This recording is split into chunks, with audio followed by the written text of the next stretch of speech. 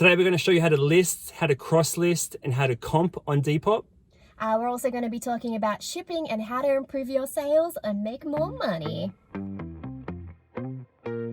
Welcome back to the channel, guys. My name's Drew. This is Sarah. We're Look Mom, I'm Hustling. If you haven't seen part 1 of this series where we show you how to get your Depop store started and how to take awesome photos, go back and watch that one first, because today we're going to get you up and running and get those sales coming through. So now that you've watched part 1, you should have your store set up and some awesome photos on hand. Now we have to figure out how much to list these items for. Yeah. Pricing is always going to be a super important thing, because not only do you want to be competitive, but you also want to get a little bit of profit out of it. For us, to find, I guess, how to price, we always look at places like eBay, obviously, Depop itself, considering you're going to be using that as a platform. Facebook Marketplace is always a good one, and places like Amazon, just in case. It's always good to check across those platforms. So now that we've checked all the other selling platforms, the way that we sort of decide on pricing, especially if there's several of the same item that you do have, it's always good to sort pricing by highest or lowest, plus shipping, without shipping, whether it's domestic or international. That's always going to affect, I guess, the total price that you're going to put it up for. So other than the photos, the description is the most important aspect if you want to sell your item. So you want to make sure your title describes what you're trying to sell. You want to make sure you have the sizing of the tag, any relevant measurements as well. Definitely. For females, it's always good to put in what it fits like as well. Especially with vintage clothes, the sizing is just all over the place. So you want to put as much info about how it fits in the description. You have a better chance of selling it that way. You also want to add in the condition of the item to make sure any faults or flaws are noted for the buyer. For sure. So whether it's got a little stain, a little bit of hem coming off, it's always handy just to pop that in. And I always like to use pre-loved instead of pre-owned. I think it just sounds that little bit nicer. Another thing that I add into my description is just a minimized version of the store policies in terms of the shipping rate and the return policy. And then finally, hashtags. What you want to do is make sure you pop in the brand if the brand is well known. If it's vintage, definitely pop in vintage, whether it's colors, patterns, rainbow, yeah, any of those keywords when people are searching, that it's really going to pop up in the feed. And you only have 5, so make them all count. So for us, we list primarily on eBay and then we cross list to Depop. So what that allows us to do is maximize the eyeballs or the attention that we get on some items, because eBay is not always the best platform for selling particular things. So casting a wider net means we're going to get more sales. So how exactly do you cross list from eBay over to Depop? There's only a couple of things that you really need. One of them is the title. Second is the measurements. Third is the pricing. Yeah.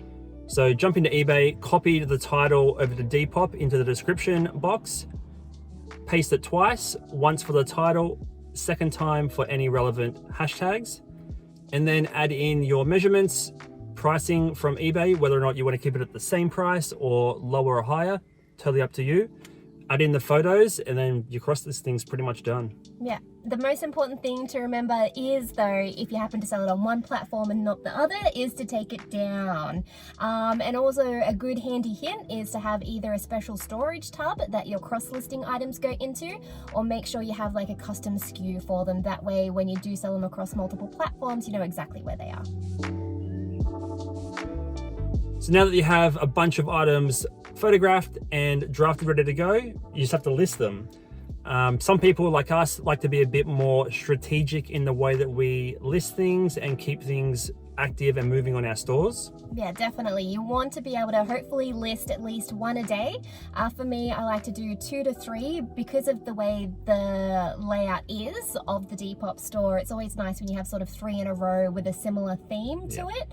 But if you're listing every day, you're also interacting with the app every day as well. So it really comes down to how many items that you source per week and how many of them are going to go onto Depop, and then just break it over 7 days and then just keep that momentum going.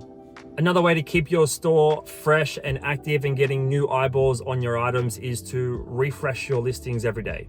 Super simple. All you have to do is edit and then post, and that way it brings everything up to the top. It shuffles all your solds down to the bottom, but most importantly is it makes you fresh in the search feed as well. So every time you refresh your listings, you become at the top. While refreshing your listings, it's always good to review your pricing, your descriptions, especially on the older items. You can always reduce the pricing. Hopefully they'll make it sell a little bit quicker, or you can organize a sale or a discount on particular items as well to hopefully shoot them out the door. So now that you've listed your item and you've made your first sale, it's time to ship it. So here in Australia, there's no integration with Australia Post or anything like that. So everything has to be done manually. Now you have two options about the way you want to post your item here in Australia. One is to go and get a prepaid satchel from AusPost.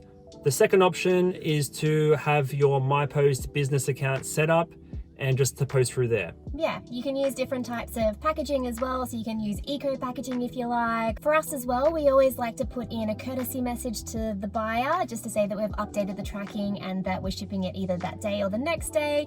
It helps with feedback as well, which is a very important part of the platform. It's always good to give feedback to the buyer, and then hopefully you'll get feedback in return. Reviews and feedback make or break sellers, so make sure you're putting in the extra effort and actually deserving that positive feedback from the buyer. It's just going to create more momentum for your store and sales in the long term. So that's pretty much all you guys need to know about starting your Depop journey. Set up your store, take your photos, find the items. Yeah, find the items, create the listing, and how to sell better as well. So thank you guys for watching this video. We hope you start your Depop journey. Comment below about how you're going with it. Drop your store name. We'll even jump over and check you out. If you have any questions, drop them below as well, and we'll answer them when we can. Don't forget to like and subscribe. Until next time, keep making your mum proud. Thank you. See ya.